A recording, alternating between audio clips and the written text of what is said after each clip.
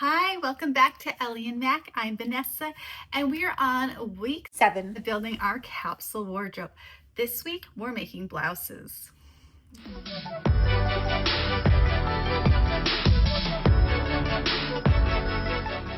So before we get into making blouses, I just wanted to let you guys know I do so much research for these videos to make sure that I know what's in style and what should be in a capsule wardrobe. And because of this, my newsfeed is full of fashion stuff. And so this week at the Paris Fashion Week, and I have to tell you guys, guess what the trend is for spring 2026? Did you guess hoop skirts? Like, I'm just bringing this up because I need somebody to talk to about this. And I'm like, hoop skirts? Like, I don't even know what to say.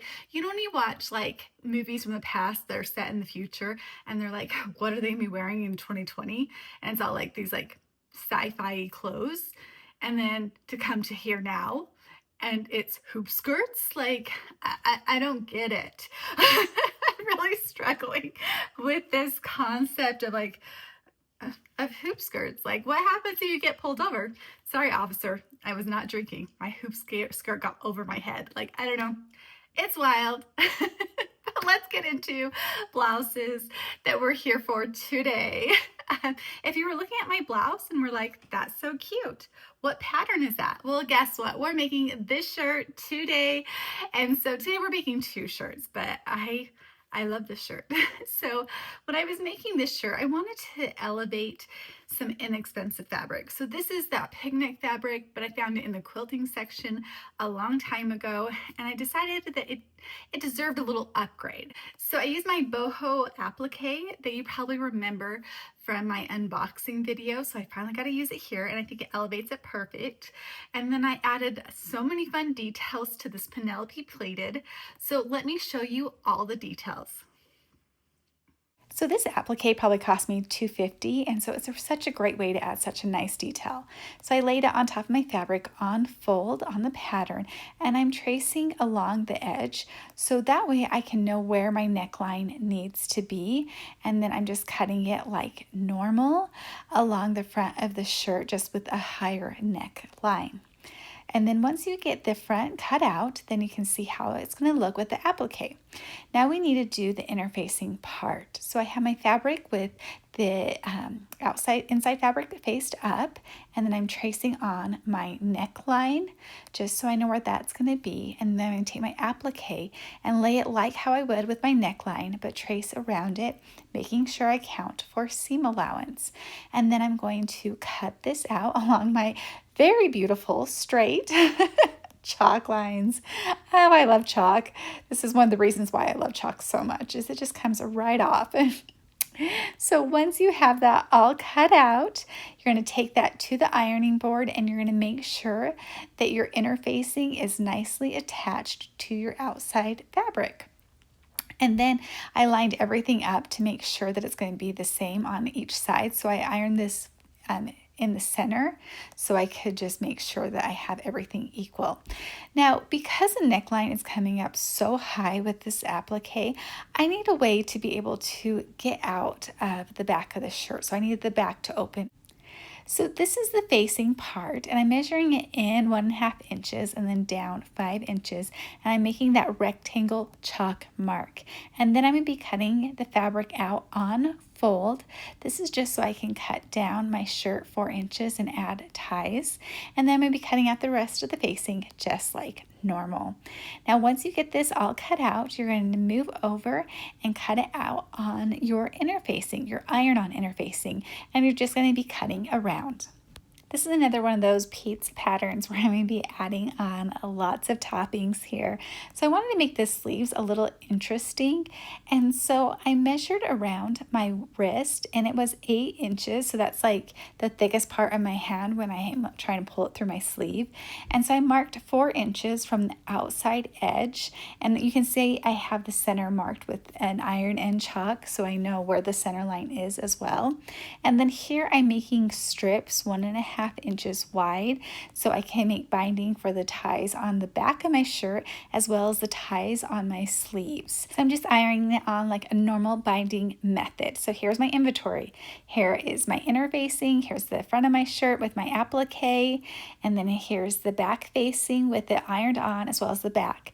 I have my 3 ties already ironed into binding as well as my sleeves with the chalk marks on. So this is my total inventory and we are ready to go. Now first I want to show you my binding trick because I know that sometimes it can like start benching underneath your machine. So if you fold in and start 2 inches from the bottom and just go down over the end, and then you can flip your binding around and start right where those stitches are and sew up. It's just really hard to start binding because it's so thick, and so this is a method that helps me. And so you're just going to fold it in first, and then you're going to refold in that bind at the end, and then again you're just going to be sewing over all that folded fabric instead of letting it crumple under your machine. So that's just a fun little tip that I love to do. So after my binding's done, it's time to really get started and have fun. So first I'm going to be adding on the facing. I would definitely serge around this. I completely forgot because I was too excited, but I think with my inner facing we should be fine, but I forgot. And then after I snip and iron everything down, it's time to add the applique. So make sure you really attach that. And then I have a wide zigzag stitch, and then I'm using my free motion foot. I know that all my machines have came with this really weird foot, and then I started using it and it's so much fun. So you have to feed it in yourself, and your hands are just kind of free motioning the design on it. You can bring down your feed dogs, but usually I keep my feed dogs on there just to kind of help with the distance between everything. But as you can see, you can go with whatever direction you want, and it moves so smoothly and attaches so nicely. So I wanted to come and do the center as well as all the outside edges, and it is firmly attached, as you can see right there. And this is what the back looks like, so it doesn't look too messy at all. Now I'm cutting one of my binding into my straps into 2, and then this is where I'm going to be cutting down the back of my shirt. So I did iron that back piece down the center so I knew where the center was, and then I'm just cutting with my scissors through both my shirt and my inner facing once I have it attached. Now I'm sandwiching in those ties where I cut as close to that fold over edge as possible, and then I have clips there to hold it on. So right here, now that I'm actually sewing down 1/2 inch all the way around, those ties are going to be attached already in, and they're going to be no pieces on the outside. So it makes really nice finishing detail. I'm really happy that I thought through this before I started going because it looks so nice. And then you're just going to snip out those corners, and then you can flip it around, and you even want to cut off those corners at the edge just so it's like a perfect square. I did do this, but it was off camera. And then you're going to top stitch this down. Both of these little details are going to help hold that facing down so it's not going to flap in your face, which is something that I am very appreciative of every single time that facing doesn't, it's held down really well. Okay, and then here it is, all done with that adorable back with that beautiful front. Now my front is now wider than the back shoulder seams because I widened the neckline, and this was a perfect place to add a little gather along those shoulders. Again, another really adorable detail that, if you tried to just line it up, you'd probably mess up the pattern, but this gave another little interest. You can see the cute little gathers there. Now on to these adorable sleeves. So I have that chalk mark line 4 inches from the outside, and then you're going to sew it together, and then you're going to iron it down on the inside, very much like a dart tuck, and then you're going to baste it on. Here's another view.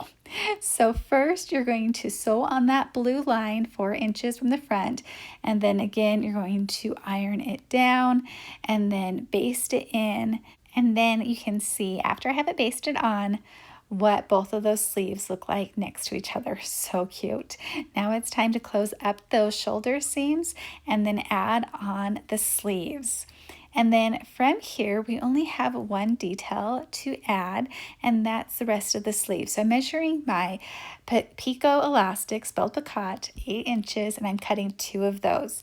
Now you can actually use a lighter to melt the edges so it doesn't unravel, and then you're going to be closing up those edges.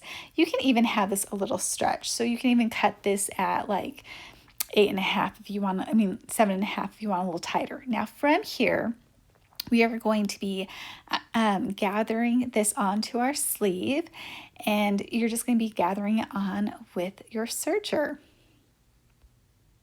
And then you're just going to be top stitching that elastic on. This is just, I wanted the little lace detail.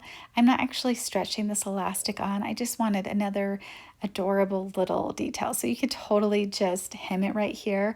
And then I also wanted to add on the ties. So I know that normally you wouldn't tie the bow first, but have you ever tried to tie a bow on your sleeve? I think it's impossible. Like, I could be wrong, but I just top stitched on where you tie it on the sleeves in the center. And then all you have to do is roll hem. And you know, this is my favorite part. And here is this adorable top in some glaring sun. I'm so sorry. But I love all these little details. I love the gather sleeve, the fun little keyhole back. The sleeves are to die for. And oh my goodness, look how adorable those sleeves are, as well as the applique and the little gather in the shoulders. So this shirt is definitely one that has all the details.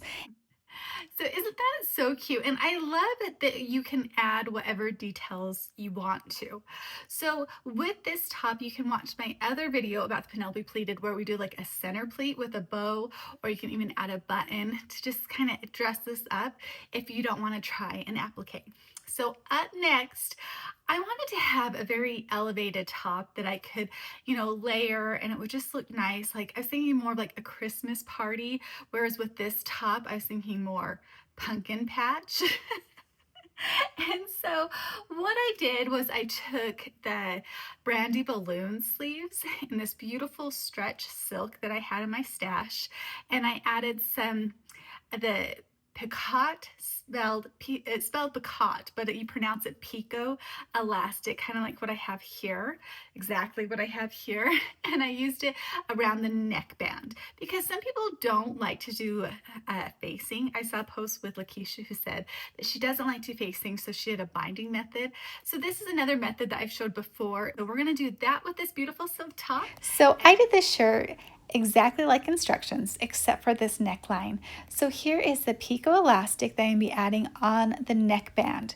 And I did melt the edges before I started, and I'm serging on with just a 5% stretch. It doesn't need to be too stretched tight here. And I melted it when I was done. And here I'm at the sewing machine, just top stitching it on. And look how beautiful that little lace detail on the top of this gorgeous fabric. And you can see how it looks here.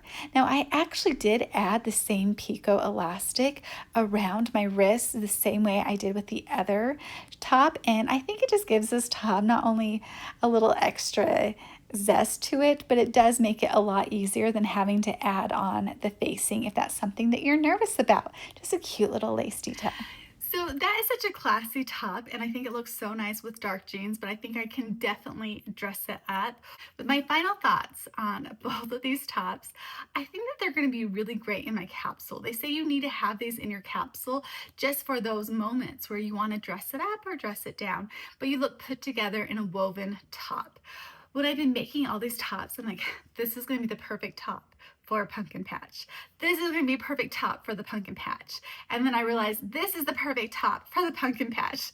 But as always, thank you so much for watching. I really appreciate it. Like, subscribe. If you would like to comment about the hoop skirts, definitely put that in the comments, or what top is your favorite, or which one you're excited to make. And like always, just have a wonderful day. Thank you for watching.